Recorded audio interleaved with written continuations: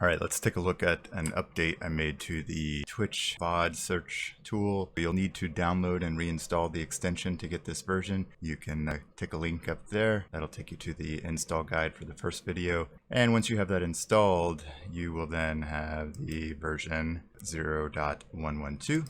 And when that's running, a couple things are different now. The button should just automatically show up for you. You shouldn't have to refresh your page. And then from there, you can just go to whatever VOD that you're wanting to check out. And when you click on that VOD, you should then have a place where you can click this icon. And now you'll see some new options. So someone requested the ability to search with regular expressions. So by default, it's set to the Boolean search string that I explained in the video last time.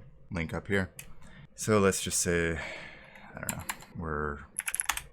look for fast, right? So in this case, we want to find that for Senpai here, and we want to find it only if he's said the word fast. So that's why we have this and here. Or we look for any search or any username with Senpai and any comment with fast. So we see that here. And then this, you can do regular expressions. So if you're searching for, I don't know, maybe, let's see. Yeah, I don't know. Maybe you want to find Twitch clips. So white space character and then clips. Oh, clips goes before Twitch. Okay. But honestly, like, you don't really need to do it that way. You could just avoid the regular expression entirely and then do this.